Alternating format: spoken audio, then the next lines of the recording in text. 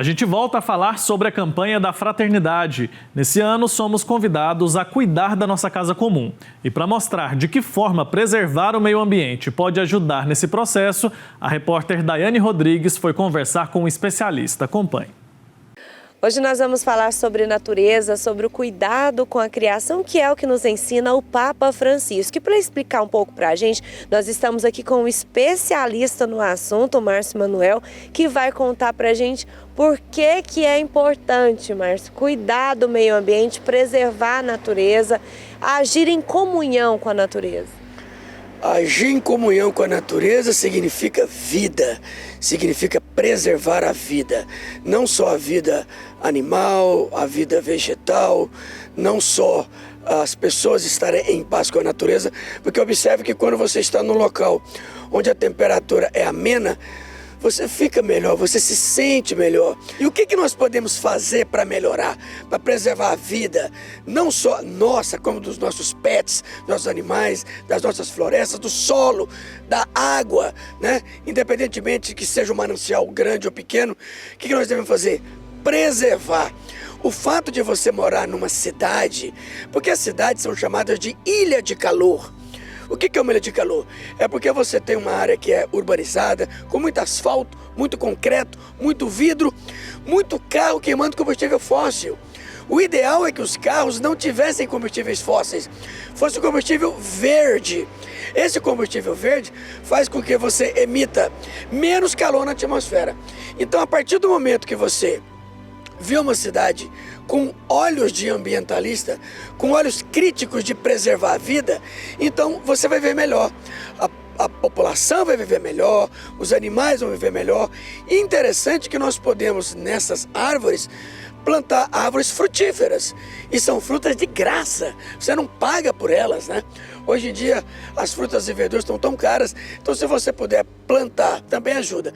Então são procedimentos interessantes. Por exemplo, avenidas largas, ruas largas, o ar circula melhor. Outro detalhe, por que não ter ciclovia? Ciclovia. Então você tem bicicleta, ao invés de carro queimando petróleo, queimando gasolina, queimando óleo diesel. São fatores também importantes. Por exemplo, o asfalto. Que cor é o asfalto? Grafite para preto. A cor preta, ela propaga o calor. Nós poderíamos ter... Já imaginou se o asfalto fosse de concreto? Já não seria preto, então não iria refletir. Quando as pessoas saem na rua, dia de calor, com camisa preta, ela sente mais calor porque absorve. Se ela vai com a camisa branca, vai amenizar. A questão da educação ambiental, será que estamos ensinando? Essas situações têm que ser ensinadas nas escolas, no fundamental desde as criancinhas, fundamental primeira fase, segunda fase, ensino médio, ensino superior. Isso é pensar na vida futura, desenvolver sem degradar a natureza. É o que nós chamamos de desenvolvimento sustentável.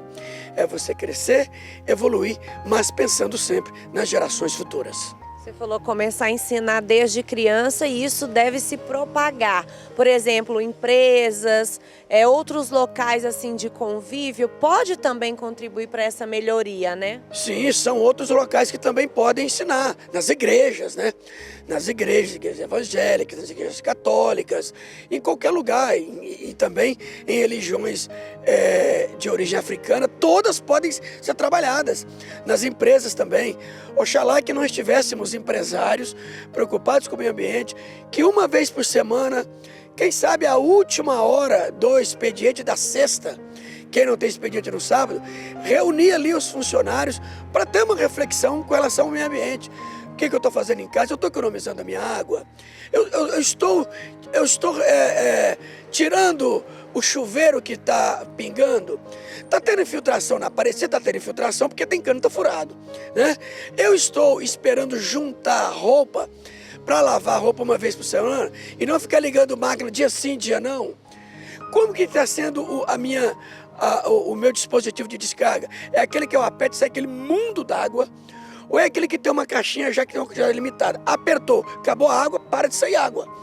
Então são procedimentos que nós devemos pensar no dia a dia, aplicar, sugerir para os nossos legislativos municipais, que no caso são os vereadores nas câmaras, para o Legislativo Estadual, que são os deputados estaduais nas assembleias, sugerir para o Legislativo Federal, que é a Câmara dos Deputados Federais e o Senado.